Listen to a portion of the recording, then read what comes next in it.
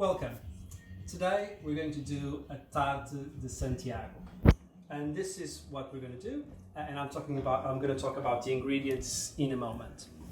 Now, this is quite of a traditional tart. This is from all the Camiño de Santiago and from all that tradition. It's from the northern Spain. It's an almond tart. It's a really simple thing to do.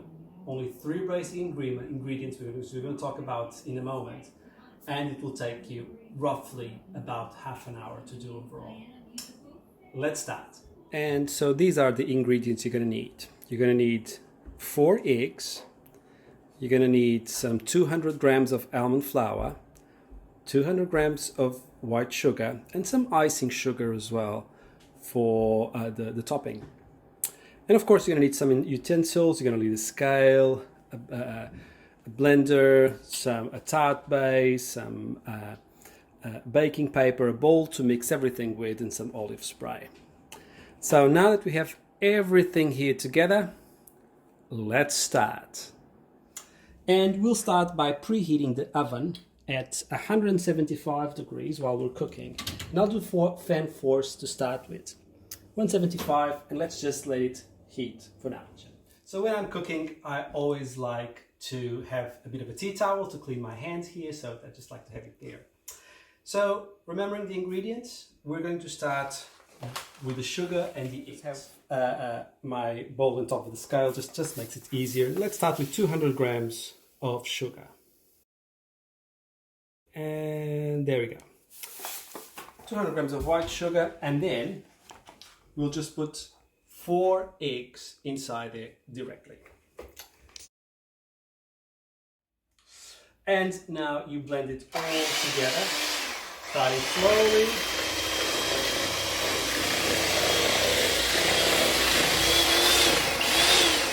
You want to blend it until it takes more or less double the size. So you're going to blend it everything together continuously until this gets more or less double the size. Let's go.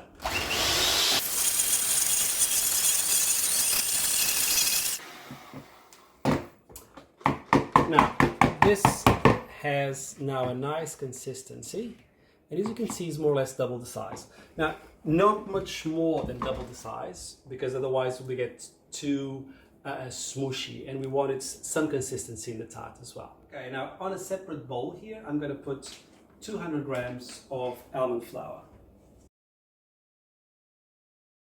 There you go. A little bit more of almonds, not a problem. Now, we're going to slowly, with a utensil like this, start mixing the two of them together. And don't use the blender. This needs to be done by hand.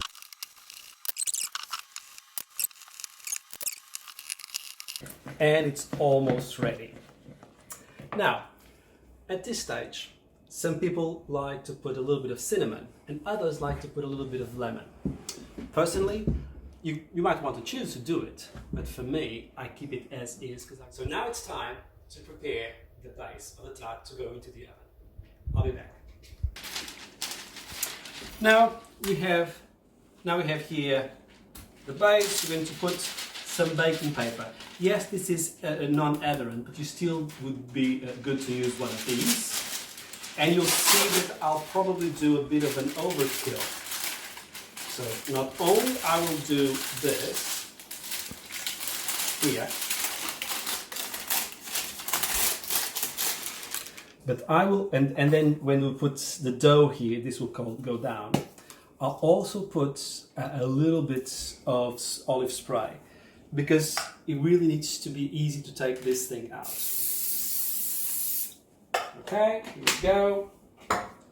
And now putting the dough in.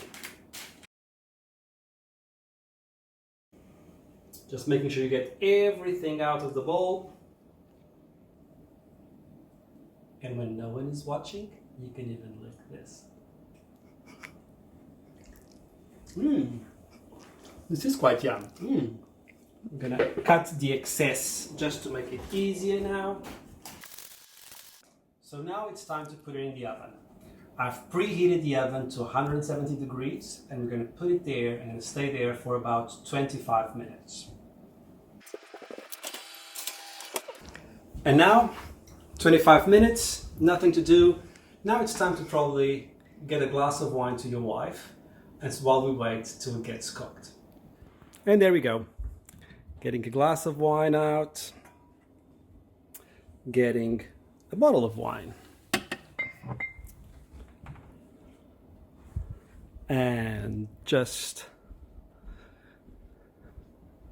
coming through.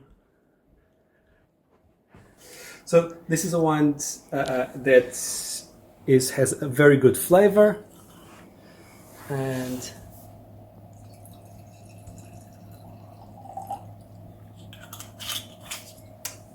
there you go, my darling. Glass of wine. Thank you, my love. So good. We're almost there, but it's important to see how it's cooking. So I'm going to use a toothpick. Just going to open this slowly and be careful of. It's looking golden. It's looking nice. So let's use a toothpick. Ideally, without burning myself. Looks to be really good. Let's take it out a little bit.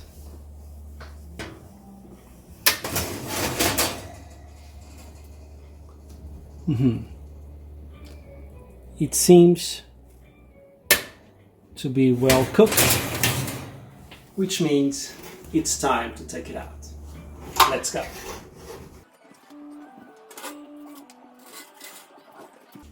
And there we go. Now all we have to do is do the covering. Now for that,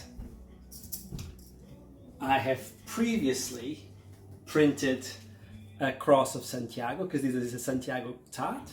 So it's important to have the Santiago shape.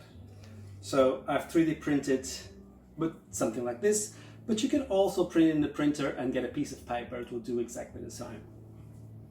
So put it there more or less in the center. Just let it be for a little bit. And now with your icing sugar,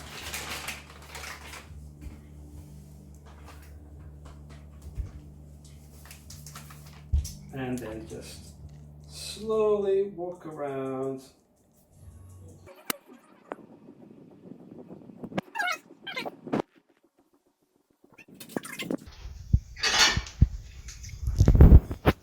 And here we go. Now, the high potential for me to ruin everything right now. Let's do it. Let's see how hot it is.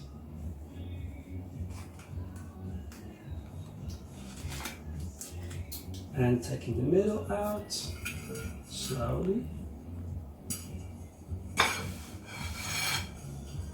Almost there. Let's put this in the sink. A lot of sugar. What a waste. I'll deal with this later. And now, clean here a little bit around it. We get the cross and gently take it out.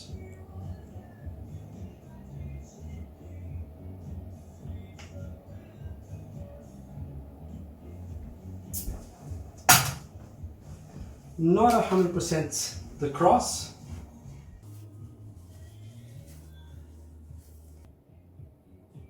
Yeah. So, and now the proof, as they say, it is in the pudding. So let's see how this tart actually is.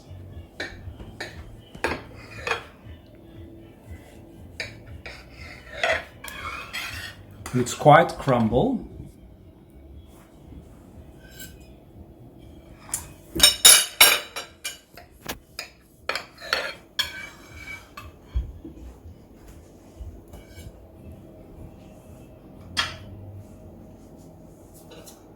And let's see.